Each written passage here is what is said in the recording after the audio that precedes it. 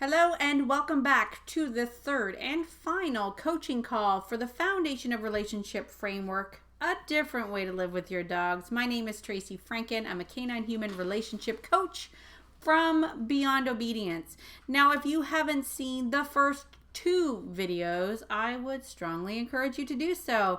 They are available right up above this video. Again, all of these foundation blocks build upon each other, so make sure you get the most out of these coaching calls by watching all the videos. And as always, you can post your questions and or comments in the group. I will do my very best to answer them there. But without further ado, let's get started on the third and final foundation of relationship. So to recap, the whole framework, FOR framework, is leadership, relevance, and fulfillment. But today we are focusing on that final block of fulfillment. So be fulfilling. Webster's definition of fulfillment is satisfaction or happiness as a result of fully developing one's potential. I want you to do me a favor. Look around right now. Find your dog. Look at your dog and ask yourself, is my dog fully developing their potential? The answer is probably not. Probably not. What is your dog's fulfillment factor? So here's a quote by me. Find the times where your dog is experiencing pure joy. Capture that, and that is where fulfillment is. And I put in brackets here, you may not like it. This picture of this handsome devil is my friend Lisa's dog, and Roscoe was staying with me while she was giving birth to her son. I was filling up the dog pool. I had to leave for a second to turn off the hose. I came back to find Roscoe very, very satisfied and content after he had dug this amazing hole in the lawn. Now, I'm not saying that you necessarily have to allow your dogs to fulfill themselves the way they desire to do so. I'm just saying that if you look at this dog's face, that, my friends, that is fulfillment. So fulfillment factor is unique to each dog. It's somewhat breed specific. Okay, so if you have a purebred dog, the answer to fulfillment is often in genetics, okay? Some dogs, the fulfillment factor is actually in their name. For example, in this picture, this is a Australian cattle dog. There is a Nova Scotia duck tolling retriever. I mean, that dog's name is essentially a resume. Okay, so it's not enough to just say to exercise your dog, okay? Big misunderstanding in the canine world is that exercise equals fulfillment. And in a lot of cases, it does not, unless it does. Okay, let me explain. If you have a husky and you're out running your husky, or you're sledding with your husky, and you're doing that with your husky, chances are that is your dog's fulfillment. So therefore, the exercise that you are giving is that dog's fulfillment factor. But a warning, if the type of exercise you're giving your dog is not your dog's fulfillment factor, you will only create an anxious and unfulfilled athlete. Okay, and I see this time and time again. People get a dog and the dog starts getting destructive. So they are told, well, your dog obviously needs more exercise. So they go and they take him for a 1K walk. And then they bring the dog back home. The dog is still destroying their house. They go 3K the next time, 5K the next time. They just keep upping the game. But if the dog is still continuously destroying things in your house, that, my friend, is a fulfillment issue, not an exercise issue. Okay?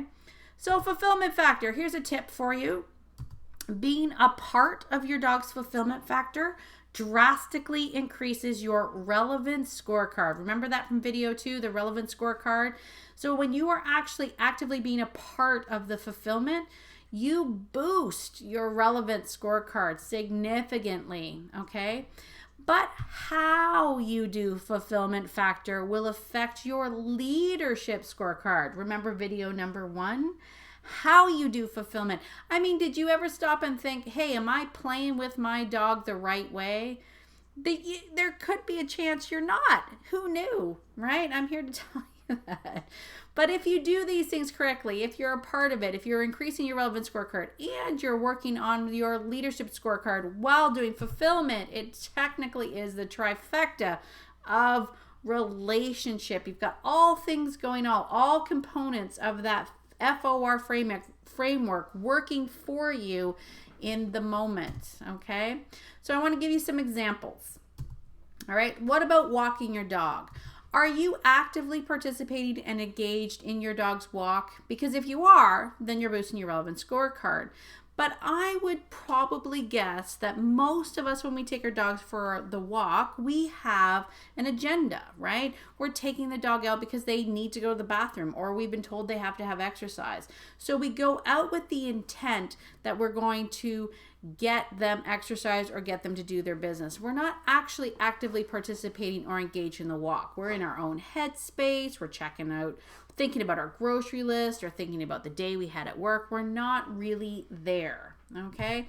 How about this? Are you combining some obedience into your fetch sessions, right? If you play fetch with your dog, is there some obedience in that? Or are you just mindlessly throwing the ball and you just keep throwing the ball and throwing the ball? You know, I remember there used to be this toy, it probably still exists, but it was a great big huge bucket. And it came with a bag of tennis balls, and essentially you plug it in and the toy would just shoot tennis balls out, and you could train your dog to just bring the tennis ball back and put it in the bucket for you. So you didn't even have to be there. And sometimes when I watch people play fetch with their dogs, I'm reminded of that toy. I mean, you could probably take the human out and replace it with this toy, and the dog would be just the same, okay? What about playing tug? You know, did you decide to play tug? Did you actively make the decision to play tug with your dog? Or did your dog just come over on your lap and throw a toy and you grabbed it and started playing tug, right? If you didn't make that decision, remember that leadership scorecard? Ooh, you might have lost some points there. So you see what I'm saying about how you do fulfillment factor? All right, and then finally, here's another tip for you when it comes to fulfillment factor. Put all your interactive toys away. Put them all away. Don't leave interactive toys lying out all over your house. That way, it is always your idea to start the game and end the game, therefore ensuring that you will get those leadership score points. All right, here's another tip. How can you tell if you're relevant during play? How can you tell? Are you playing properly? Are you the most relevant thing in that game of play? Here's how you can tell, my friends.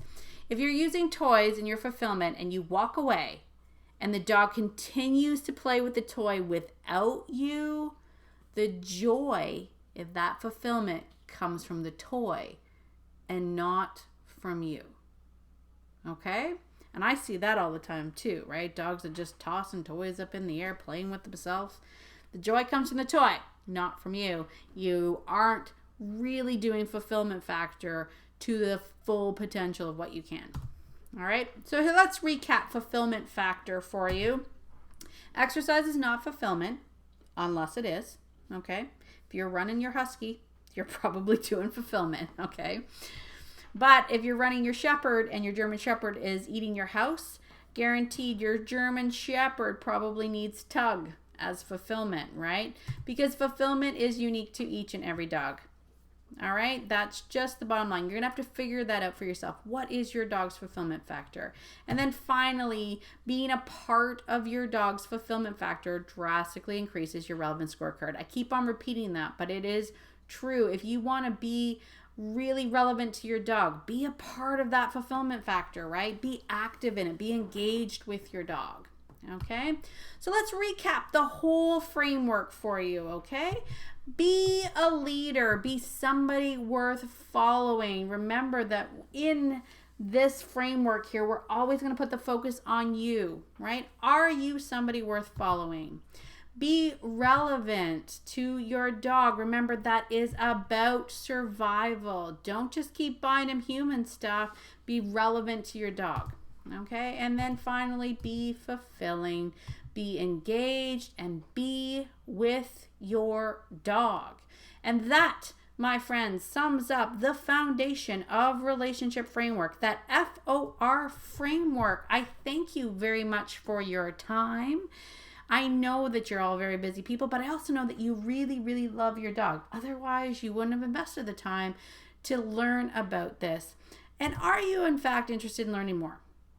Okay, I know this isn't for everybody. I don't fool myself. I know this is not for everybody. This doesn't resonate with all the people. But if you are interested in learning more, you can actually get a year-long coaching with me following this FOR framework. And it's a little something that we call relationship remedy. It's a year-long journey into a better relationship with your dog. And essentially, it's a year-long coaching sessions with me. And I have this little video here. And this is actually my dogs on the beach. This is Rue and Nigel. And I posted this once on Facebook. Caused a huge outroar of people because I said that these dogs were not in any obedience command. No one asked them to sit here. No one asked them to stay here. And despite the fact that there are kids running by and a dog running by and people walking by, these dogs actually chose to hang out with us on the beach and just watch the people go by. It was a choice that they made. And I can tell you, my friends, the reason why our dogs are like this is because of that foundation of relationship. 100% because of the foundation of relationship. So you can have a dog that is obedient. You can tell a dog to sit. You can train a dog to stay. Or you can create a relationship with a dog where they choose to hang out with you. Why? Because you're awesome. Why are you awesome? Because you live your life according to the foundation of relationship. Now, once again, I'm going to add a caveat to this. I am not suggesting that this replaces obedience. I'm suggesting that this enhances obedience. So if this is something that you would be interested in, you and your dog would be interested in, I'm going to leave the information about how to sign up for it on this page below. Check out the link. We can also discuss it in the group there. Once again, my name is Tracy Franken, Canine Human Relationship Coach. I thank you very much for your time learning all about the foundation of relationship framework. I hope to see you in the group. If you have any questions, find me there. As always, have a wonderful day to your relationship with your dog. Love, Tracy.